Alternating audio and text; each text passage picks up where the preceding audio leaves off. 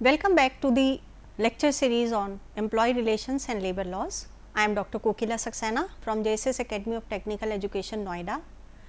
Today we will discuss about the Child Labour Act Prohibition and Regulation 1986.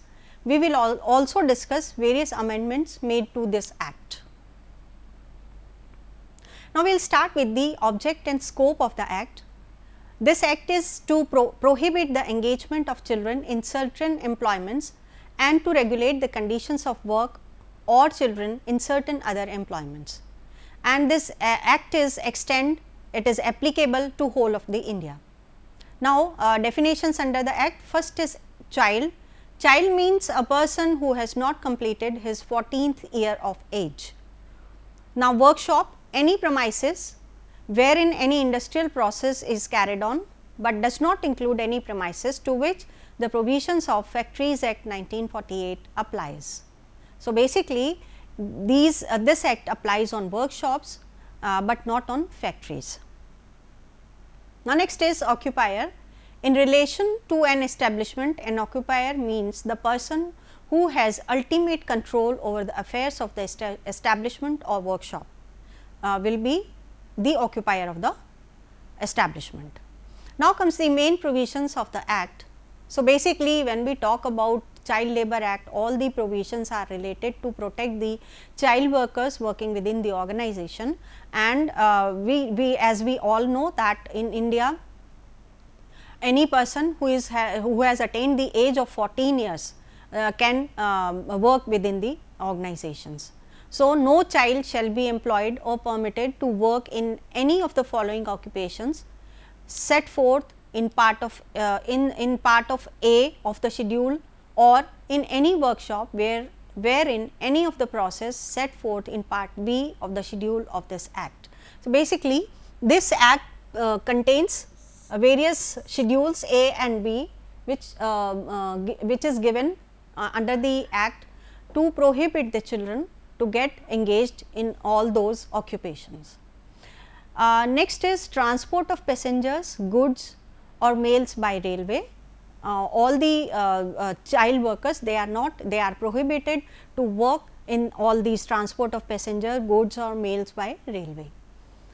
Then cleaning of an ash pit or building operations in the railway premises, work in a catering establishment at a railway station involving the movement of vendor or any other employee of the establishment from one platform to another or into or out of a moving train, means any occupation related to which they have to perform in platform, they have to change one platform to second platform, or they have to work in the moving train.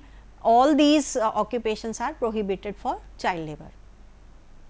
Work relating to the construction of railway station or any other work where such work is done in close proximity or between the railway lines. The port authority within the limits of any port, means they are child labor, they are not they are prohibited to work on airports also. Also, they are prohibited to work relating to selling of crackers and fireworks in shops with temporary license. They are also prohibited to work in slaughterhouses, automobile workshops and garages, handling of taxis or inflammable substances or explosives, handloom and power loom industry, mines where underground or underwater, all these coal mines, they are prohibited to work over there. Also in the plastic units and fiberglass workshop, they are prohibited to work in all these organizations, as well as in any workshop wherein any of the following process is carried on. These all are organizations, these are occupations are hazardous occupations, and where all child labor are prohibited to work, and these workshops where carpet weaving, cement manufacture including bagging of cement, baggaging of cement, cloth printing, dyeing and weaving, manufacture of matches, explosive and fireworks, building and construction industry, manufacture of slate pencils, including packaging also. Manufacturing processes using toxic metals and substances such as lead, mercury, manganese, chromium, cadmium, benzene, pesticides and asbestos. All these metals are harmful to the human body. So, all children are prohibited to work in all these industries. All hazardous processes as defined in section 2 CB and dangerous operations as notified in ruler made under section 87 of the Factories Act 1948. All the process we have discussed hazardous processes in Factories Act 1948. So, all those processes are also included in these dangerous operations. So, people so children working within the organizations, they are prohibited to work in these all hazardous or dangerous operations. Now, next is printing. They are not allowed to work in printing processes also, as well as cashew and cashew nut descaling and processing and process in electronic industries. All these processes are prohibited for child labor. Now, comes the Child Labor Technical Advisory Committee. So, basically the central government may by notification constitute a Child Labor Technical Advisory Committee to advise the central government for the purpose of addition of occupations to the schedule of the act. Now, basically what they do is they time to time they advise and they revise the schedules of occupations where child labor are prohibited to work. Now, hours and period of work, basically these are the provisions for children worker who are working with the organization. So, they have been given certain hours and period of work which are as follows. No child shall be required or permitted to work in any establishment in excess of number of hours prescribed in section 7. The period of work on each day shall not exceed 3 hours, and no child shall work for more than 3 hours before he has had an interval for rest for at least 1 hour. No child shall be permitted or required to work between 7 p.m. to 8 a.m. morning. No child shall be required or permitted to work overtime. We have studied various regulations for overtime under Factories Act, and all child labor, they are not allowed, they are not permitted to work for overtime working. The hours of work shall be so fixed that no child shall be so arranged that inclusive of rest intervals, time spread and the time spent in waiting for the work shall not exceed 6 hours a day. No child shall be allowed to work overtime. Now, weekly holiday, as we have already we have also studied this weekly holiday provision under Factories Act, that every workman working with the factory has been given 24 hours of holiday in a week. So, every child shall be allowed in each week a holiday for 1 day, 1 whole day, that is 24 hours. Now, various measures to be provided to the child workers working with the organizations, and they have given certain rules and regulations for health and safety of the child workers. The appropriate government by notification in official gazette can make rules for health and safety of children employed or permitted to work in any establishment or class of establishment. Without any prejudice to the generality of the foregoing provisions, the rules for health and safety may provide for all or any of the following matters. Now, various matters which are included in this provision are cleanliness in the place of work and its freedom from nuisance, disposal of waste and effluents, ventilation and temperature, dust and fumes, lighting, drinking water, fencing of machines, device for cutting of power, explosive or inflammable dust or gas, protection of eyes, etc. So, basically all these functions, all these provisions, what they provide is they all are to provide safety and security and to take care of the child workers' health within the organization, such as ventilation and temperature. Ventilation and temperature should be maintained properly. If they have, if organization have to increase the temperature, or they have to create humidification, right. So, in that case they have to have a proper arrangement for the regulation of the temperature or humidification, that it will not affect the health of the child workers within the organization. Or there should be a proper ventilation or proper lighting arrangements of the within the organization where child workers are working, or they should have been provided with the fresh or clean drinking water. All arrangements of drinking water should be maintained or provided properly within the organization, or all the machines which are dangerous in nature and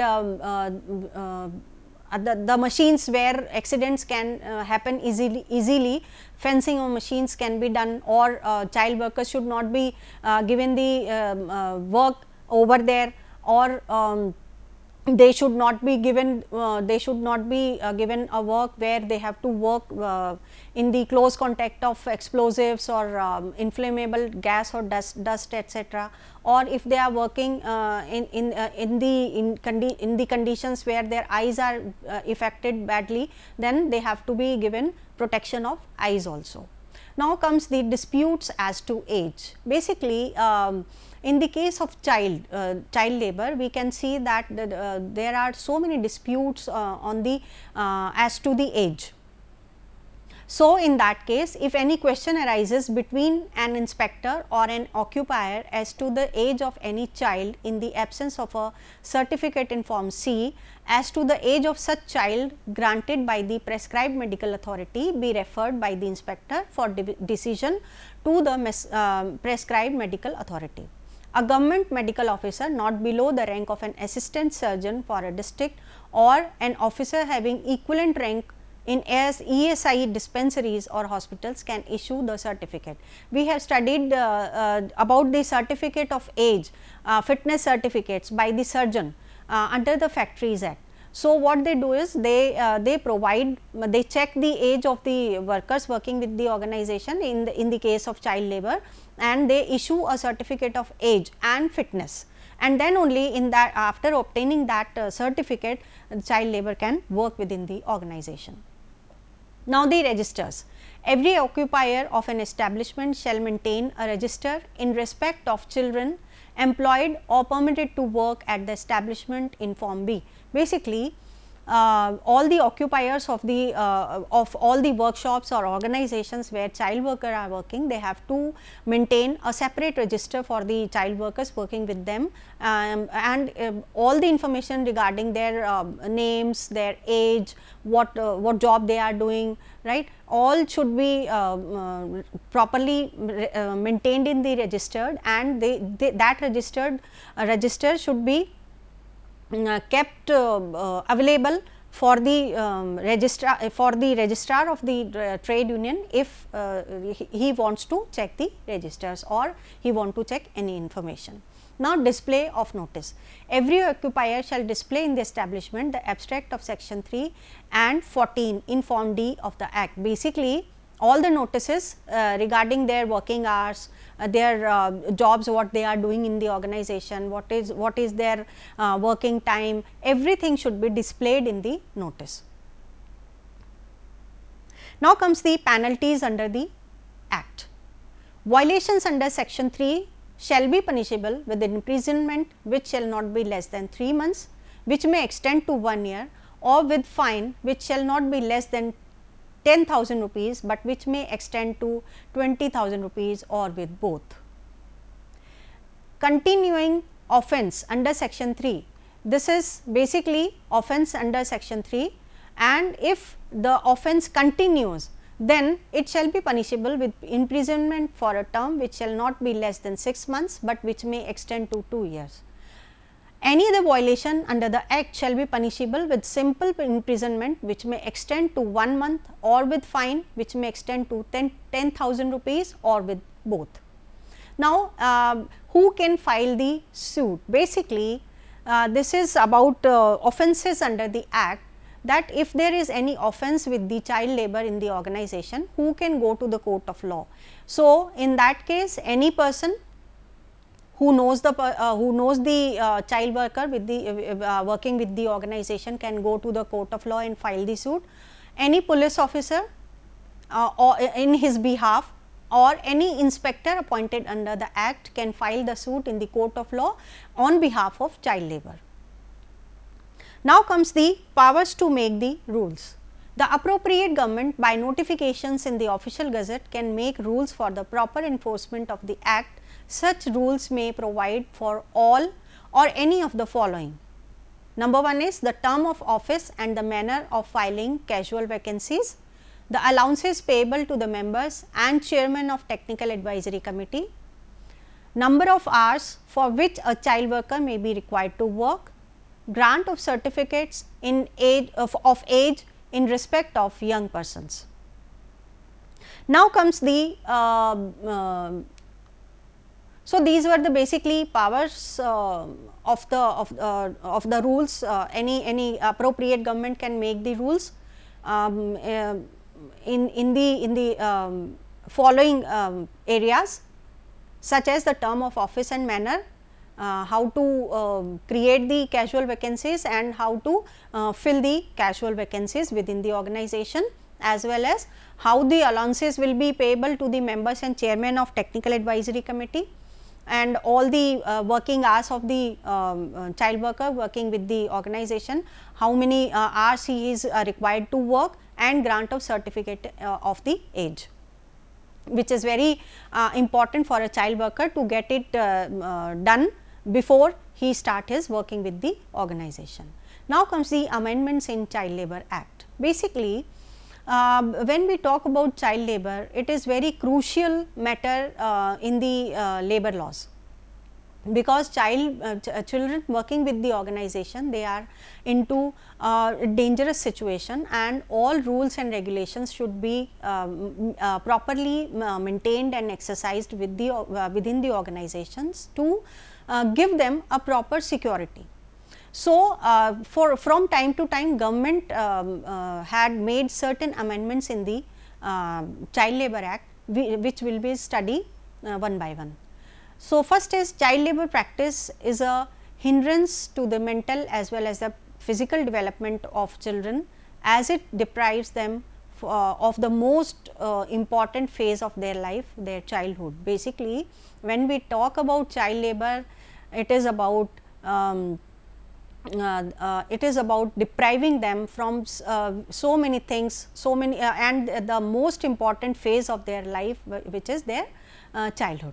Children of or below the age of 14 years are strictly prohibited from being employed in hazardous occupations as per the Child Labour Protection and Regulation Act of 1986.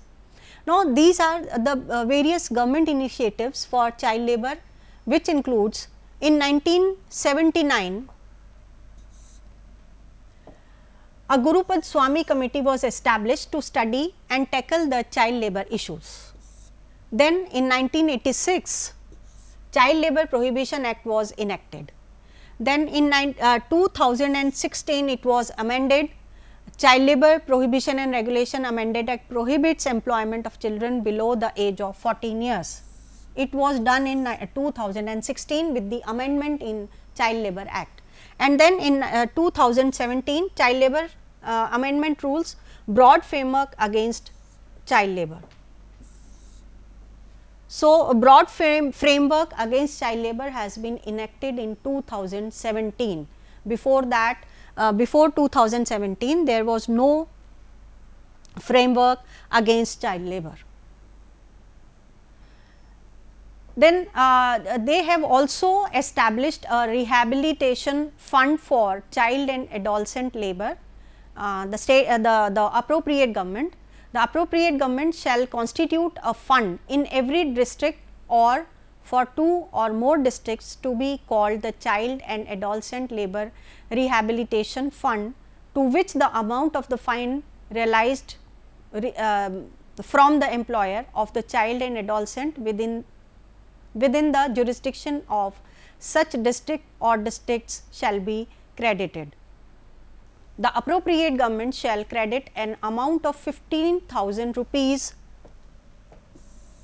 to the fund for each child or adolescent for whom the fine amount has been credited.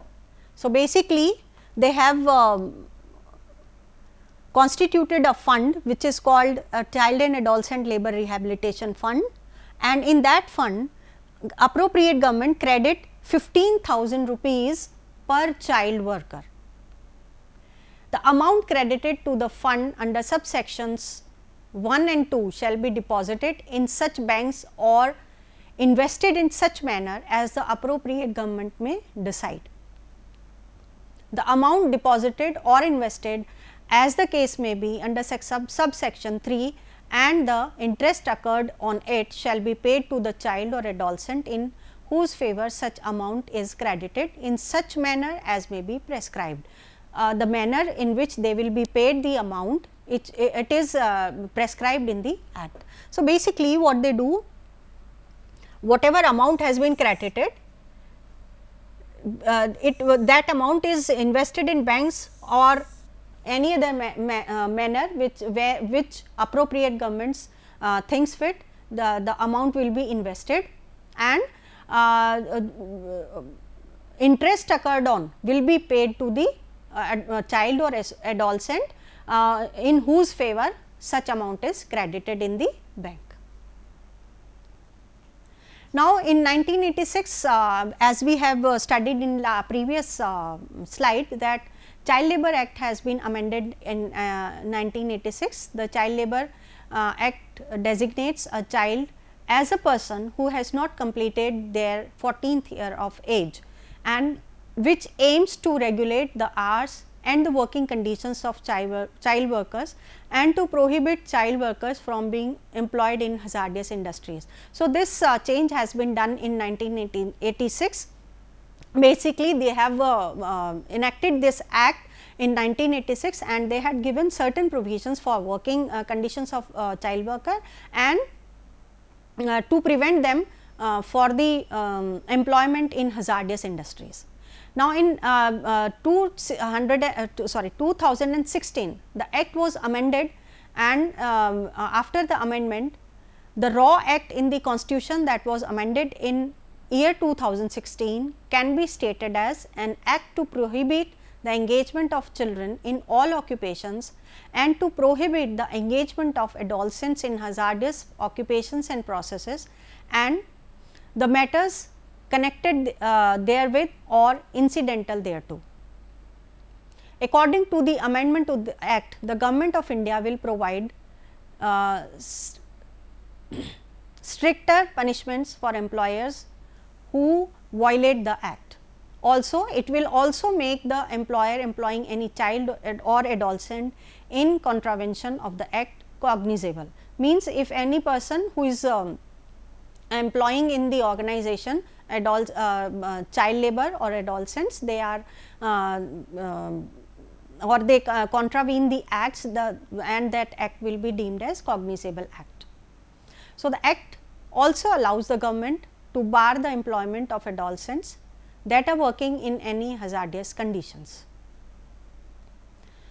Now, in 2017 again the Child Labour Act was amended and certain changes have been made in the act, which are the Government of India decided to make further amendments in the act after extensive consultation with the stakeholders.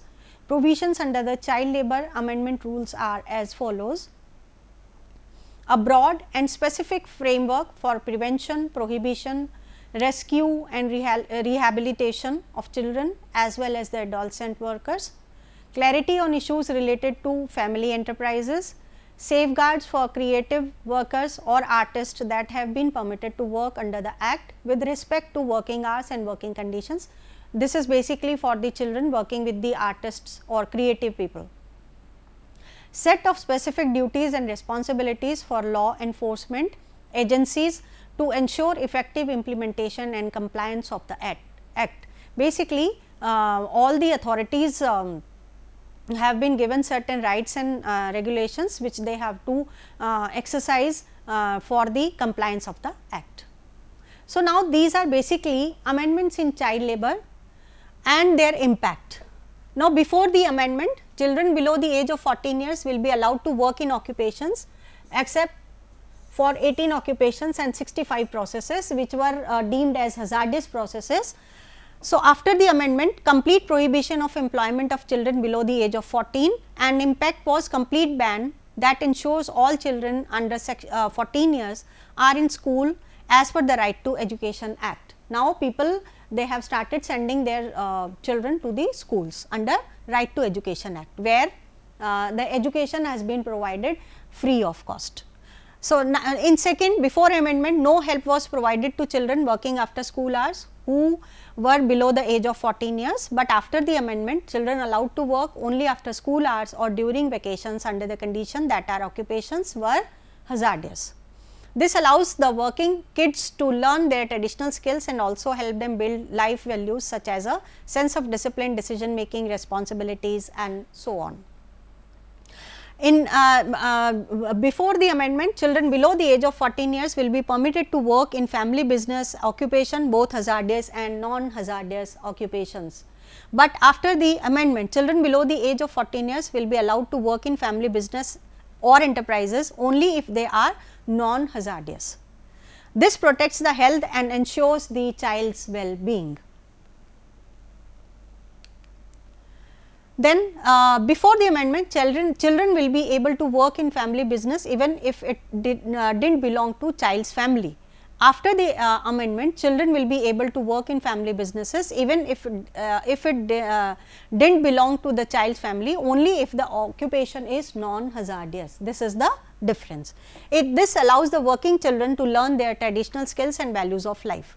Now, before the amendment, children above the age of 14 years did not have any prohibitions on employment, but after this, children between 14 to 18 years are categorized as adolescents and are not allowed to work in hazardous occupations. Before the amendment, adolescents were not provided with any working regulations regarding working hours and conditions which we have studied right now in previous slide. Regulated working conditions for adolescents working in non-hazardous occupations are in place, which provided adolescent working in non-hazardous occupations cannot be exploited. Then before the amendment, schedule of 18 occupations and 65 processes called certain occupations and processes applicable for a child tells where a child cannot work, but after the amendment a child can't work with any occupation. So, the list of prohibited occupations has been made infinite as there is a complete ban on employment in these kind of organizations for child labor. Before the amendment, no schedule of hazardous occupations and processes where an adolescent cannot work.